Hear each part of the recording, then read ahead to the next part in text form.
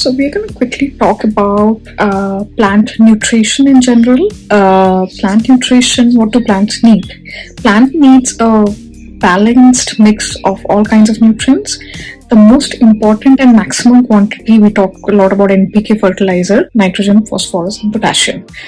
Apart from NPK, plants may also need other kind of macronutrients that include sulfur, calcium, magnesium, and trace amounts of micronutrients like iron, zinc, copper, manganese, boron, molybdenum, and chlorine. So many chemicals, but these are required in very trace amounts. Majority is NPK again.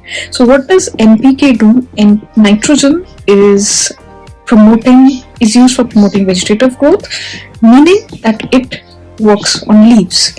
So if there's a plant that is focused on leaves, like these kind of plants, like philodendrons, or it may be spinach, in which you want leafy vegetables, so that requires more nitrogen.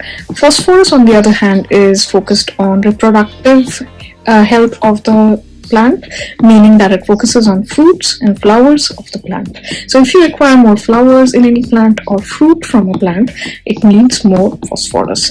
Now last is potassium. Remember that with a K. Promotes overall growth of the plants, and throughout all phases of the plant life cycle, potassium is needed.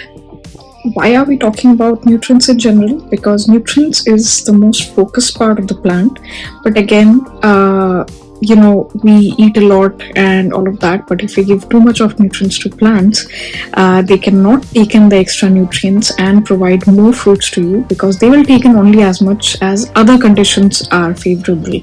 For example, pH, oxygen, light, and temperature. If those other 4 parts are not okay for the plant, or the plant is not big enough to take in the nutrients, if you provide any kind of extra nutrients, that is going to come in as a brown color in the edge of the leaves, or if the concentration is too high, then the plant will die. Which is why many of the tricks that usually people recommend on forums and Facebook and Instagram, and when the people try it on their own plants, the plants die, because too much of attention to a plant by adding more nutrients and other things will cause the plant die. This is a very, very common reason. So the reason we are understanding about nutrients and talking about all these conditions is to understand the plant better. And if you understand the plant better, with experience and with time, you'll be able to understand what the plant needs and why it's showing signs of distress. So, and this can be applied to all kinds of plants: indoor, outdoor, vegetative garden, or flowering garden, any kind of garden, and be focused with these points. So we talked about nutrients. Most common was NPK, and some trace amounts of nutrients were required. Apart from that, now we're going to talk about the second condition that is required for plants, that is pH.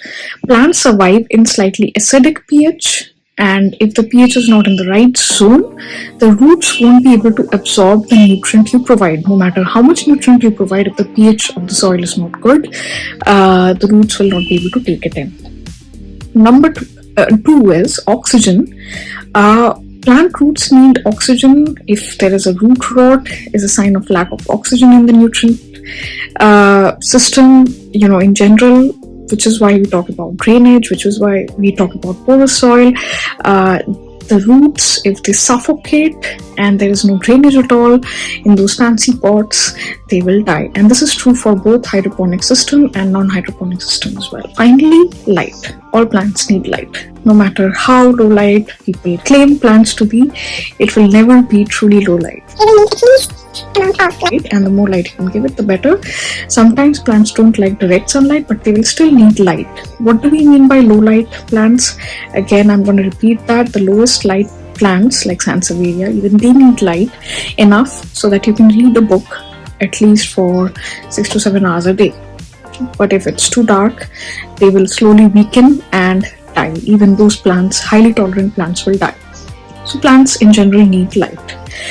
Excessive light and heat sometimes leads to drying of leaves, and even very much low light will reduces the photosynthesis rate of the plant and ultimately weakens the plant and kills it. So too much or too less is not what we're going for in case of light. The next is temperature. plants generally thrive in temperature that is similar to the region that they are native of. So it's very important to understand the plant that you're caring for, where was it originated from. A simple Google search will tell you where the plant was native from. For example, you just get to know the plant name, Google and see whether it was a native of a tropical climate or non-tropical climate, and you'll get to know that what it was native of. If it's native of lower climates, then we are gonna have if it's native to a tropical climate and you live in a tropical climate, so it's easier for you.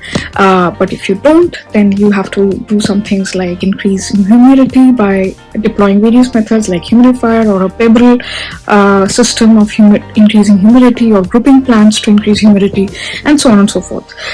For example, I tried growing lettuce. Lettuce is not something that survives so much in this kind of high heat weather, and they are not gonna thrive in this. So yeah, the exotic plants mostly need colder climate, whereas Indian ones need slightly warmer climate. Generally, all plants thrive between 16 degrees Celsius to 25 degrees Celsius, but if the location of your place is hot, which is usually true during these kinds of time for places like Kolkata, Bombay in general, you need to be much more cognizant of what the temperature is and why the plant is not doing well. It's oftentimes due to the temperature, and you have to employ cooling solutions for the plant.